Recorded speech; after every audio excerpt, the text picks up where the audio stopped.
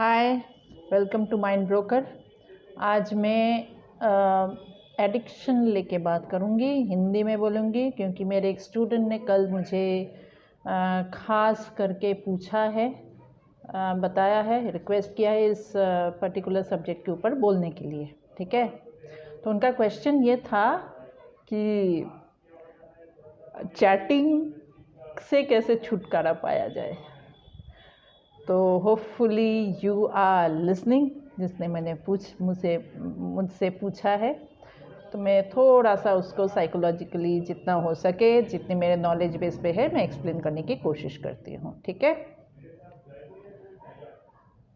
एक वर्ड हम लोग काफ़ी यूज़ करते हैं आम जिंदगी में, वो है यूफोरिया। राइट, यूफोरिया क्या होता है? यूफोरिक मोमेंट्स होते हैं हमारे ज़िंदगी में। जैसे कोई मूवी देख के आए हो, 3 घंटा मूवी हॉल में जब बैठ के मूवी देखते हो, तो काफ़ी यूफोरिक मोमेंट्स होता है। अगर मूवी आपको पसंद आया तो you almost feel like transported into a Lala land. एक अलग दुनिया में आप घुस जाते हो, जहाँ पे आप एक माने प्रोटैगनिस्ट जो हीरो या हीरोइन है, उनके साथ आप डांस भी कर लेते हो, गाना भी गा लेते हो। तो it is these are called euphoric moments. Short term feeling रहता है। कभी कभी गाना सुनते हो तो इमेजेस जनरेट होता है। तो these are short euphoric moments that we live throughout life. अब यही euphoric moment definitely it's a kind of, इसको दूसरे तरीके से हम एस्केपिज्म भी बोल सकते हैं। एस्केपिज्म होता है जो हमारी ज़िंदगी जो लाइफ है, उससे थोड़ा सा हम कभी कभी छुटकारा पाने की कोशिश करते हैं, लाइफ के बोर्डन से छुटकारा पाने की कोशिश करते हैं। तो it's a kind of escapism. इस तरीके से हम अपने लाइफ को इंटरेस्टिंग बना के रखते हैं। अब यही यूफोरिक मोमेंट अगर बहुत लॉन्ग टर्म चलता जाए, तो वो लॉन्ग टर्म चलाने के लिए हमेशा आप obviously song, listening to songs और watching movies, these are good euphoric moments ना, having fun with your friends, these are good euphoric moments. But हमेशा ये यूफोरिक मोमेंट्स के बाहर जो ज़िंदगी हम जीते हैं, उसमें काफ़ी संघर्ष होता है, बहुत स्ट्रगल्स होते हैं, बहुत चैलेंजेस फेस करना पड़ता है।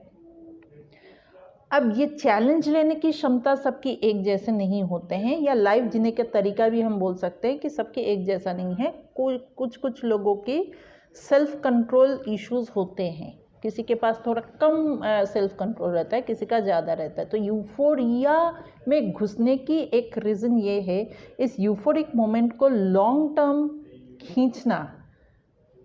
इसका एक रीज़न ये है कि लाइफ की जो रियलिटी है, जो हार्श रियलिटी है, उसको आप झेलने के लिए तैयार नहीं हो। तो डेफिनेटली आप किसी चीज़ की आउटसाइड किसी सोर्स की सहारा लोगे, ताकि आपकी यूफोरिक मोमेंट लगातार बने रहे। तो यूफोरिया क्या है, पहले ये देख लो। Euphoria is a mental and emotional state in which a person experiences intense feeling of well-being, elation, happiness, excitement and joy. Technically, euphoria is a psychological effect, but the term is often colloquially used to define emotion and an intense state of transcendent happiness combined with an overwhelming sense of contentment. It has also been defined as an affective state of exaggerated well-being or elation. Certain drugs, many of which are addictive, are known to produce a euphoric state. Certain natural rewards associated with addictive behavior, such as physical exercise, can also induce a state of euphoria. Euphoria has been cited as being experienced by those participating in certain religious or spiritual rituals or meditation. Euphoria is also known to occur as a symptom of mania.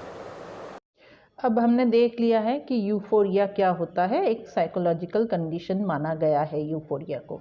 अब इसको generate करने के लिए substance abuse की बात हो रही है। सब्सटेंस अब्यूज़ बोलो तो सेक्स, ड्रग, अल्कोहल और इवन फूड को भी एक बहुत बड़ा, जैसे बहुत सारे लोगों को आजकल ओबेसिटी का बहुत प्रॉब्लम है, मोटापा। राइट, अब उसके बावजूद उनको पता है, वो परेशान है, उनके वेट लॉस नहीं हो पाता है, उसके बावजूद वो खाने पे कोई कंट्रोल नहीं है।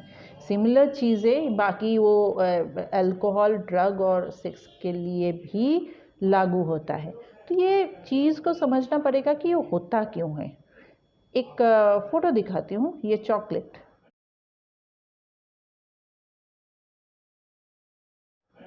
अब ये फ़ोटो में देखो, चॉकलेट देख के, जिनको चॉकलेट की एडिक्शन है, कुछ हद तक मुझे ही है, तो वो चॉकलेट देख के ऐसे ललचाता है जैसे खाने को मन करेगा।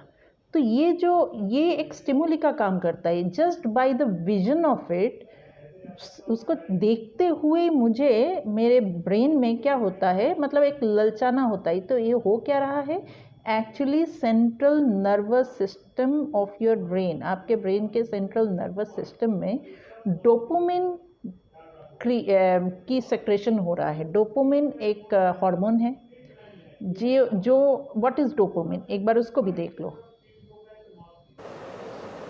Dopamine is your body's neurotransmitter that is responsible for pleasure, lust and addiction. अब हमने देख लिया है कि डोपामिन क्या है, राइट। डोपामिन एक हार्मोन है जो कि ब्रेन के सेंट्रल नर्वस सिस्टम में सेक्रेशन होता है। तो हर बार अगर मुझे थोड़ा सा भी स्ट्रेस्ड हुआ या अपने आप को सेटिस्फाई करने के लिए अगर मुझे चॉकलेट खाने की इच्छा हुई, तो या फिर मेयर विजन ऑफ चॉकलेट एक विजुअलाइज करके मुझे ट्रिगर हो रहा है, तो ट्रिगर से डोपामिन सेक्रेशन होगा ब्रेन में। मैं एक एक्शन लूँगी वो चॉकलेट खाने के लिए, तो ये होगा मेरा बिहेवियर, और उसके बाद आई विल फील सैटिएटेड, मतलब मुझे रिवॉर्ड मिल गया। तो 3 प्रोसेस से चल रहा है, ट्रिगर, बिहेवियर, रिवॉर्ड। ये प्रोसेस जितने रिपीटेडली जब चलता जाता है, then it is forming a habit. अब ये चॉकलेट के ऊपर से मैंने बताई, यही चीज़ आप थोड़ा सा, जिन्होंने मुझे पूछा है कि चैटिंग से कैसे छुटकारा मिले, तो चैटिंग जब आप करते हो एग्जैक्टली ब्रेन इसी तरीके से आपका फंक्शन कर रहा है।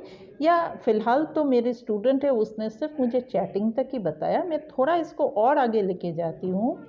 Every hand has a smartphone nowadays, और ये स्मार्टफोन के कारण क्या हो रहा है, अगर आप किसी भी टाइम में आप देखो तो कितने पॉर्न साइट्स है।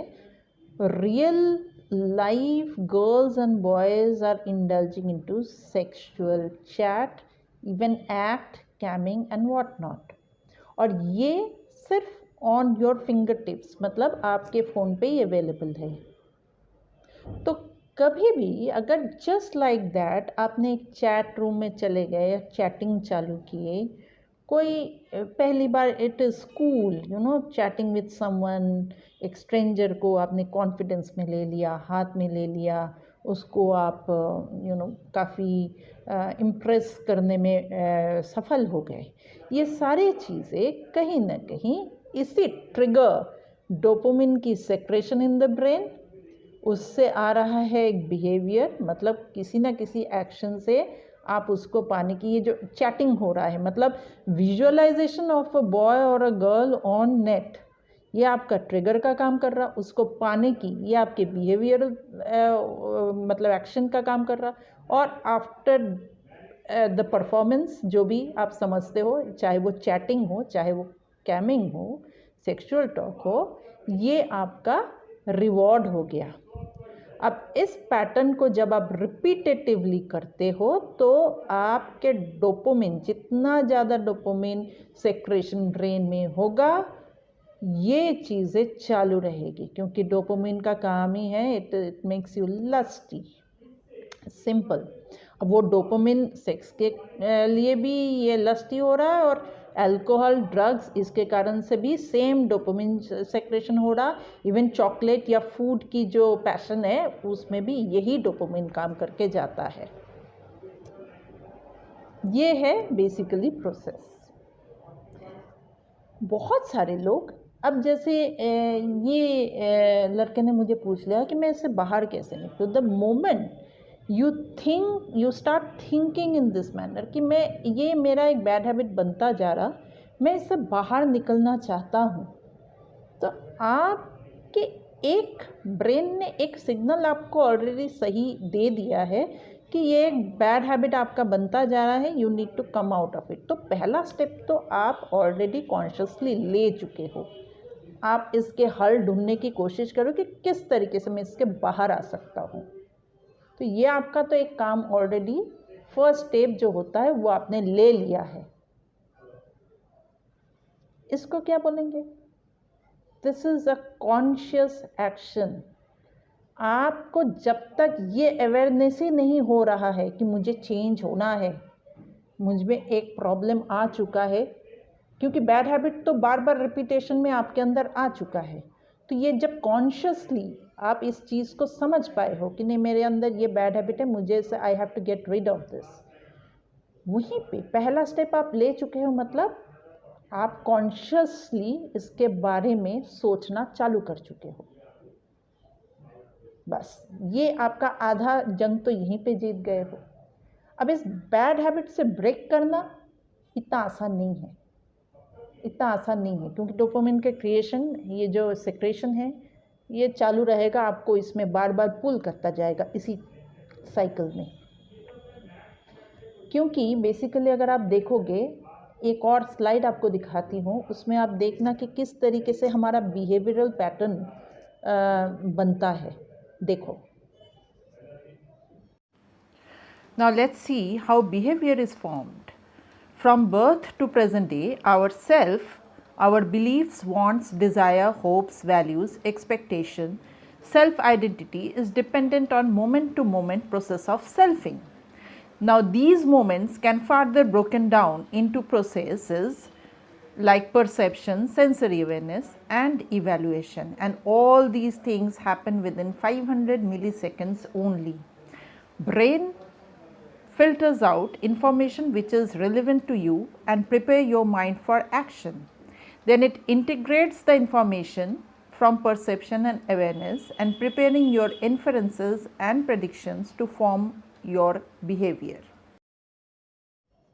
अब हमने जो स्लाइड देखा उसमें सेल्फिंग का जो कॉन्सेप्ट है कि पूरे ज़िंदगी में हम लोग काफ़ी सारे एक्सपीरियंसेस से गुज़रते हैं, तो हमारे खुद के एक इमेजेस जो है खुद के आँखों में, खुद के जो सेल्फिंग होता है, ये ज़िंदगी भर चेंजेस होता रहता है, राइट? और कांस्टेंट प्रोसेस है ये। तो कहीं ना कहीं इसी तरीके से हमारा बिहेवियरल पैटर्न बनता रहता है, एक्शन लेते हैं, ब्रेन हमें सिग्नल देता है और उस एक्शन को हम परफॉर्म करते हैं। अब उसकी इवैल्यूएशन की बात हो रही है। एक चीज़ ध्यान रखना, इस प्रोसेस से अगर ये बैड हैबिट आपका बनता जाता है, इससे अगर आपको बाहर निकलना है, तो एक चीज़ आपको करना पड़ेगा, you have to be very curious. अगर आप रिहैबिलिटेशन सेंटर्स में जाओगे, कई बार वो लोग इसी प्रोसेस को अपनाते हैं। प्रोसेस क्या है कि जब आपके जी ललचाए चॉकलेट खाने के लिए, चैट करने के लिए, अल्कोहल या स्मोकिंग के लिए, जब आपके फिजियोलॉजिकल चेंजेस आता है, मतलब आपके शरीर में ही एक क्रेविंग सा पैदा होता है, शरीर क्रेविंग कर रहा है, मतलब क्या है, ब्रेन सिग्नल दे रहा है। एक्चुअली कुछ हद तक इसको साइकोसोमेटिक सिम्टम्स बोलेंगे। साइकोसोमेटिक का मतलब है, साइको मतलब साइकोलॉजिकली आपको ट्रिगर हो रहा, कोई विजुअल्स देख रहे हो, कुछ भी देख के आपको वो ट्रिगर हो रहा, और धीरे धीरे क्योंकि आप उस हैबिट में फंस चुके हो,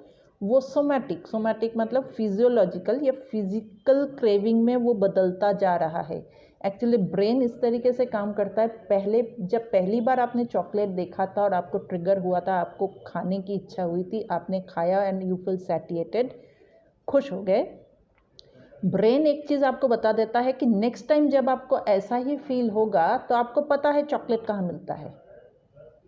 तो पैटर्न कैसे बन रहा है, नेक्स्ट टाइम से आप बार बार वहीं पे जाते हो, वही चीज़, वही पैटर्न रिपीट करते हो। इस चीज़ को अगर आप समझ गए हो तो ये क्यूरियोसिटी, इसको सबसे पहले आप अपने आप में क्यूरियोसिटी पैदा करो, क्योंकि आप पहली बात तो समझ गए हो मेरे अंदर बैड हैबिट है, तो ये बैड हैबिट क्यों आ रहा है, मेरे अंदर क्या होता है। क्यूरियोसिटी को पैदा करो, बी क्यूरियस। जब आपकी ये क्रेविंग हो रहा है, आप माइंडफुलनेस, यहाँ पे कॉन्सेप्ट आती है, बात आती है माइंडफुलनेस की, कि माइंडफुली आप उस काम को करो। अभी तक तो एक पैटर्न के रिपीटेटिव एक्शन में आप पड़े हुए थे। अब जब आपको पता चल रहा है मुझे इससे बाहर निकलना है, तो माइंडफुल हो जाओ, मुझे क्रेविंग क्यों आ रहा, क्रेविंग आने से मेरे अंदर क्या क्या चीज़ें हो रहा, क्या फिजियोलॉजिकल चेंजेस आ रहा है, क्या मेंटली मेरे विजुअल्स क्या आ रहे हैं, मैं अगर उसको लेती हूँ या नहीं लेता हूँ तो क्या हो जाएगा। इस चीज़ को आप समझने की कोशिश करो। फॉर एग्ज़ाम्पल रिहैबिलिटेशन सेंटर में ही एक सर्वे हुआ था, वहाँ पे जैसे स्मोकर्स को बताया गया कि चलो आप स्मोकिंग करके देखो, आप स्मोकिंग से छुटकारा पाना चाहते हो, जब आपको क्रेविंग होता है तो एक सिगरेट जलाओ, स्मोक करो और स्मोक करके देखो कि वो स्मोक करने के बाद आपके अंदर ऐसा क्या हो रहा है। तो जब माइंडफुली वो स्मोक किया तो that version of the smoker was very different. उनके मुंह से खुद के एक्सपीरियंस से ये निकला कि ये स्मोकिंग तो बेकार है, बहुत ही बिटर टेस्ट आता है, it's a shitty feeling, it's a shitty feeling, मतलब बहुत ही बेकार सा फील होता है, मुंह एकदम करवा हो जाता है, इस चीज़ को मैं क्यों पीता हूँ। तो ये माइंडफुलनेस, और इस माइंडफुलनेस को पैदा करने का एक मेन तरीका क्या है, मेडिटेशन। अब आपको लगेगा मैं कहाँ से बात को कहाँ लेके जा रही हूँ। देखो, एक चीज़ है नेट चैटिंग की बात कर रहे हो, बहुत छोटी बात है, आप उस हैबिट से बाहर आना चाह रहे हो, ये आपको अपने आप में कंट्रोल सिस्टम पैदा करना पड़ेगा। सेल्फ कंट्रोल हम लोग कई बार बोलते हैं, कुछ लोगों में सेल्फ कंट्रोल ज़्यादा होता है, कुछ लोगों में कम होता है। सेल्फ कंट्रोल कम होने के कारण तो सेल्फ कंट्रोल को बढ़ाना, ये बढ़ाना तो अपने आप होगा नहीं। माइंडफुलनेस का थियरी ऐसा है कि जब आप मेडिटेट करते हो to get rid of a bad habit, तो एटलीस्ट आप जब शांत हो जाता है, ब्रेन जब शांत हो जाता है, तो आप अपने अवेयरनेस को देख सकते हो, which way your awareness is going. जब आप एकदम कॉन्शियस पीरियड में रहते हो, जब आप पूरे जागे हुए नॉर्मल लाइफ में रहते हो, आप हमेशा कॉन्शियस या आपके अवेयरनेस कहाँ पे जा रहा, क्यों जा रहा, कब जा रहा, इसको आप फील नहीं कर पाते हो। But during a meditative state आप उस चीज़ को फील कर पाते हो। तो मेडिटेशन में एक और सर्वे में भी देखा गया है कि मेडिटेशन में ये जो ब्रेन की जो प्रीफ्रंटल कॉर्टेक्स, ये पोर्शन जो है, जो मेडिटेशन करते हैं उनके एनर्जाइज्ड रहता है। ये ब्रेन का राइट और रॉन्ग को रेगुलेट करता है। और जब हमारा बहुत स्ट्रेस बढ़ जाता है, एंग्री हो जाते हैं या किसी कारण से स्ट्रेस बढ़ गया, तो ये नल नहीं दे पाता है, और इसी कारण से फिर हम उस टाइम में अनगाइडेड होके इस तरीके के हैबिट में फंस जाते हैं। तो मैं पूरी चीज़ को आपको एक सम अप करके इसका रेमेडी आपको ऑलरेडी बता चुकी हूँ, एक और बार बताती हूँ। कोई भी चीज़ के लिए क्रेविंग होता है तो ट्रिगर आ रहा है विजुअल। अगर आप किसी लड़का या लड़की से बार बार बात करके फंस गए हो नेट पे, तो उसे देख के आपके ब्रेन में ट्रिगर हो रहा, ट्रिगर से डोपामिन सेक्रेशन, डोपामिन से बिहेवियरल पैटर्न बन रहा है, you are taking an action to get that thing, chocolate हो या लड़का हो या लड़की हो, अल्कोहल या सेक्स हो। मिलने के बाद आपका रिवॉर्ड मिल गया, फॉल्स रिवॉर्ड है, ध्यान रखना, रियल नहीं है, फॉल्स है, क्योंकि डोपामिन आपको उस लाला लैंड में लेके जाता है, फॉल्स लैंड, जहाँ पे everything is good, euphoric moment सही है, euphoria, you are creating that euphoric moment again and again. तो after satiated you are done for that day, again you are getting back into that habit. और अगर इस pattern से आप बाहर निकलना चाहते हो तो आपको ये समझना है कि सबसे पहले मुझे देखना पड़ेगा मेरे अंदर ये क्रेविंग कहाँ से आ रहा, कहाँ मेरा अवेयरनेस जा रहा। तो ये माइंडफुलनेस के साथ अगर इस चीज़ को, माइंडफुलनेस वो होता है जैसे कि अपने बॉडी के बाहर अपने स्पिरिट या आत्मा आ चुका है और मुझे यहाँ पे ऐसे करके मेरे को देख रहा है कि मैं क्या कर रहा हूँ। तो ये कैसे पॉसिबल होगा without meditation? Meditation is the only process. ये अपने आप में ही आप थेरेपी कर सकते हो अपना। और अगर आप बोलोगे मेडिटेशन नहीं कर सकता हूँ बाबा, मुझसे नहीं हो पाएगा, तो फिर डेफिनेटली आपको एक थेरेपिस्ट से कंसल्ट करना पड़ेगा। थेरेपी में काफ़ी सारी चीज़ें, अगर आपके अंदर ये अर्जेस आ रहा है, क्रेविंग आ रहा है, तो वो क्रेविंग का जड़ क्या है? आपके एनवायरनमेंट, आप ऐसे लोगों में, पीयर प्रेशर, ऐसे लोगों में रहते हो, आपकी कल्चरल बैकग्राउंड क्या है, आपकी बिलीफ सिस्टम, तो काफ़ी सारी चीज़ को देखना पड़ता है। तो बहुत सारे फैक्टर्स हैं। आपकी पर्सनालिटी टाइप क्या है, बहुत सारे फैक्टर्स आ गए इसमें। लेकिन मैं वो उस पर नहीं जाऊंगी। मैं सिर्फ एक क्वेश्चन आया था, नेट चैटिंग कैसे बंद करूं, या मैं बार बार सेक्सुअल चैट करता हूँ वो कैसे बंद करूं। तो ये प्रोसेस को, ब्रेन के प्रोसेस को समझ लो। समझने के बाद इससे अगर छुटकारा पा सकते हो माइंडफुलनेस से, तो वो करो। अगर माइंडफुल होके नहीं कर सकते हो, अगर आप खुद पे आप इसको छुटकारा नहीं पा सकते हो, तो आपको थेरेपिस्ट के पास जाना पड़ेगा, क्योंकि मेडिटेशन स्ट्रेस लेवल को कंट्रोल करता है। तो अपने आप में कंट्रोल ज़्यादा रहता है। ठीक है, ठीक है। आज की वीडियो इतना ही। Thank you.